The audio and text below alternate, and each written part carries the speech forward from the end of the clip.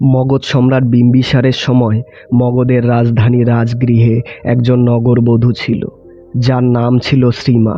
শ্রীমা তৎকালীন সময় রাজগৃহের সবথেকে সুন্দরী ও ধনী স্ত্রী ছিল। কিন্তু মহাত্মা বুদ্ধের সংস্পর্শে আসার পর সে গণিকার কাজ ছেড়ে মহাত্মা বুদ্ধের থেকে ধর্মের দীক্ষা নেয়। আর এরপর থেকে সে বৌদ্ধ সঙ্গের দেখাশোনা এবং বৌদ্ধ ভিক্ষুদের আজ্ঞা পালনের কাজে নিজেকে নিয়োজিত করে।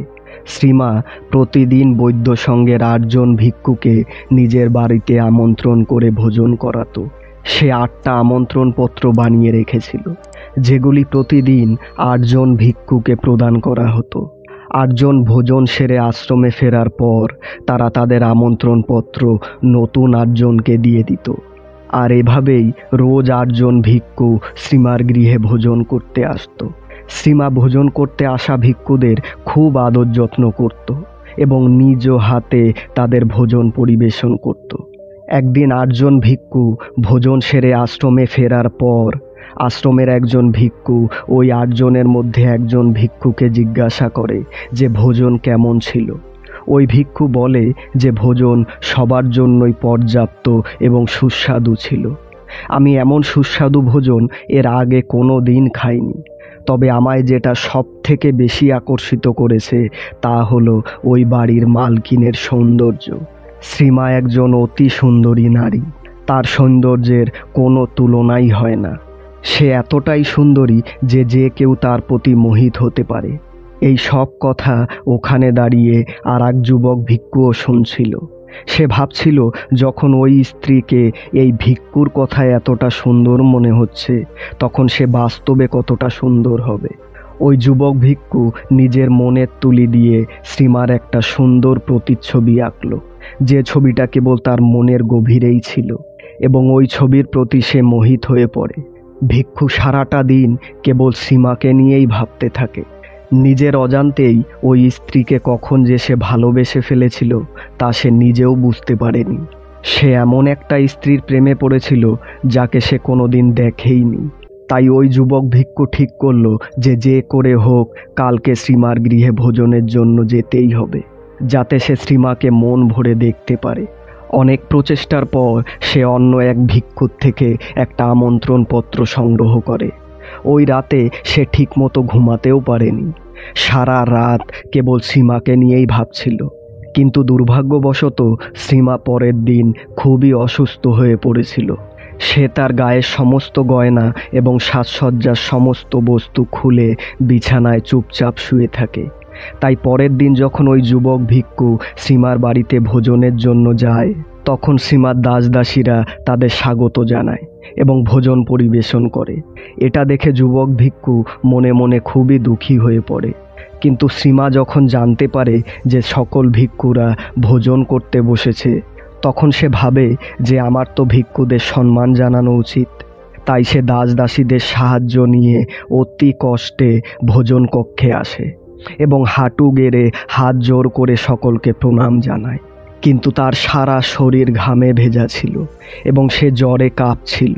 তবে শ্রীমাকে দেখে ওই যুবক ভিক্ষু মনে মনে খুবই খুশি হয়েছিল এবং সে ভাবছিল যে শ্রীমা অসুস্থ থাকা সত্ত্বেও তাকে দেখতে এত সুন্দর লাগছে, আর যদি সে অসুস্থ না থাকতো এবং সাজসজ্জা করে আসতো তবে তাকে দেখতে কতটা সুন্দর লাগতো।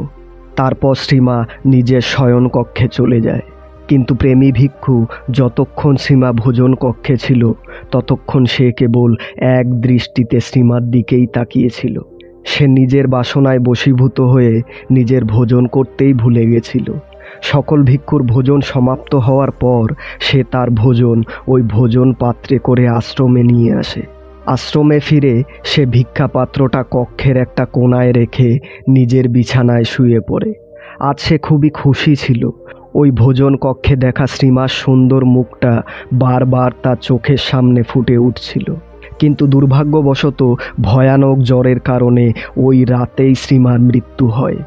আর যখন এই খবর মগধ সম্রাট বিম্বিসারের কাছে পৌঁছায়, তখন তিনি শ্রীমার মৃত্যুর খবর মহাত্মা বুদ্ধকে জানান। ভগবান বুদ্ধ সম্রাট বিম্বিসারকে উত্তরে খবর পাঠান যে শ্রীমার মৃত শরীরকে যেন জ্বালানো না হয় এবং তার মৃত শরীর কোনো বড় মাঠে 3 দিন পর্যন্ত পাহারা দিয়ে যেন রাখা হয়, যাতে শকুন বা অন্য কোনো জীবজন্তু শ্রীমার মৃত শরীরকে খেয়ে না ফেলতে পারে। সাথে এটাও বলেন যে 3 দিন পর যেন নগরের সকল যুবক শ্রীমাকে শেষবার দেখার জন্য ময়দানে আসে। মহাত্মা বুদ্ধের নির্দেশ মতো সম্রাট বিম্বিসার কয়েকজন পাহারাদারকে শ্রীমার মৃত শরীর রক্ষণাবেক্ষণের কাজে নিযুক্ত করে এবং তিনি পুরো নগরে এই ঘোষণা করে দেন যে 3 দিন পর সকালে রাজগৃহের সকল যুবক যেন শ্রীমাকে শেষ দর্শনের জন্য রাজ ময়দানে উপস্থিত থাকে।